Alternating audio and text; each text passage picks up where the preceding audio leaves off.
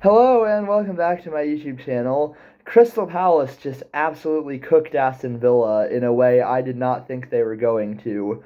It was probably maybe the most complete performance I have ever seen from Crystal Palace. I don't watch that many Crystal Palace games, but I figure, it's the FA Cup semifinal, so I wanted to watch Aston Villa versus Crystal Palace.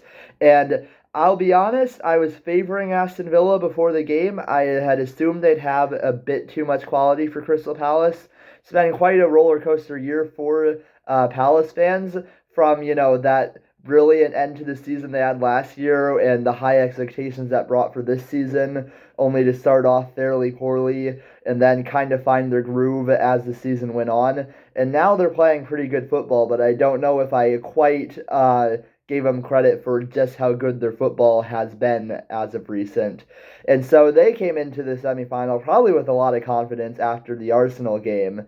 But Aston Villa are a really good team.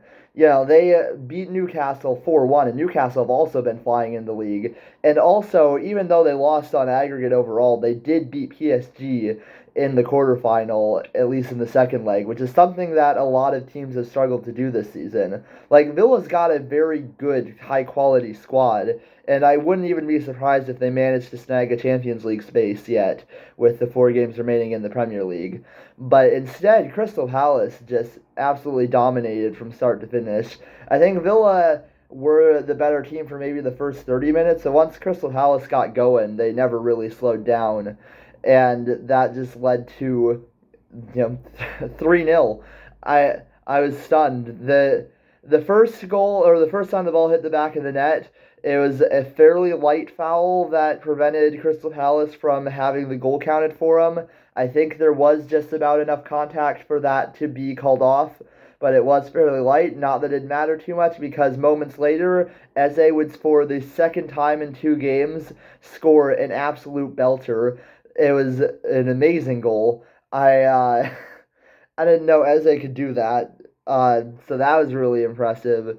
And Crystal Palace created a lot of the better chances. The only time Villa actually looked that threatening was on set pieces, I think. And they did have a lot of set pieces in the game. Pau Torres probably should have scored 1 goal off a header.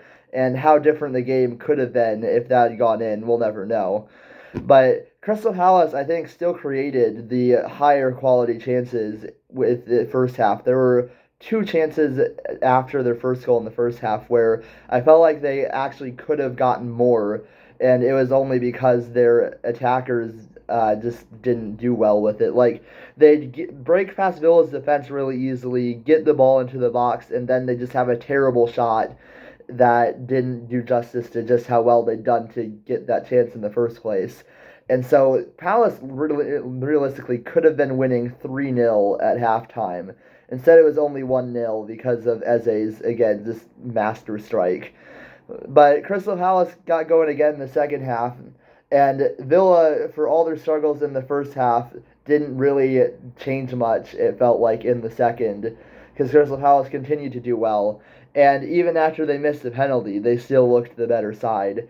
And I thought about like the Arsenal Madrid game recently where Saka missed the penalty and Saliba had that pretty bad error that directly led to a Madrid goal.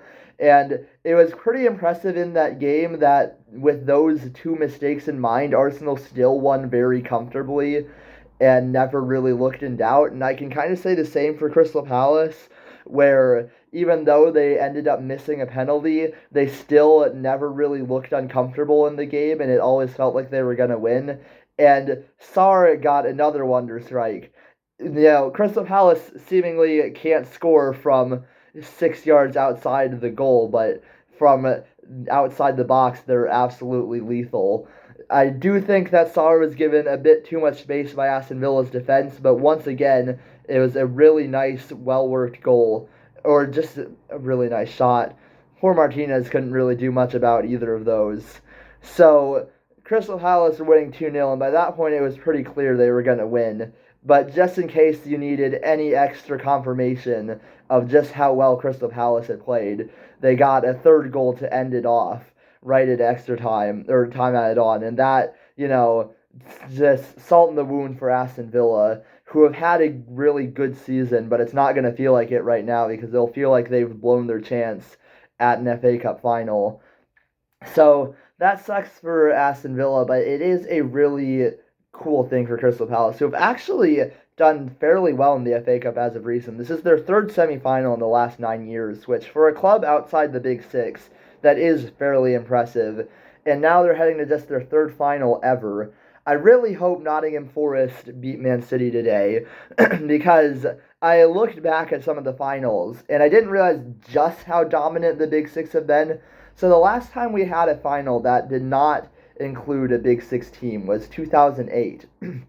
The last time before that was 1984, which means in the last 40 years there have been just two finals which a Big Six team was not present in. And in the 16 years since that 2008 final, 14 out of 16 FA Cups have been won by Big Six teams, which is absolute domination, which means it'd be really fun. I was kind of hoping for an Aston Villa Nottingham Forest final because, those are two Champions League winners that could have been quite an intriguing final. But I really just hope Man City doesn't make it because with how entertaining the FA Cup's been this year, if it all just ends up with a Man City FA Cup win again, that'd be a really sad way to end what has been one of the most entertaining FA Cups I've ever witnessed. But a huge congrats to Crystal Palace, who had a great block. They also pressured Aston Villa really well. It felt really easy for them to break past Aston Villa's defense, whereas Aston Villa, by the end, were kind of resorting to long shots a lot of the time because they just couldn't do anything else in attack. Again, the only time Villa actually looked that threatening was in set pieces. And Crystal Palace have definitely earned their way to an FA Cup final. And who knows, maybe they could even win it. They'd have a decent chance, but probably the winner of Nottingham Forest and Man City is going to be the favorite. Either way, congratulations, Crystal Palace. We'll see what happens in the next game.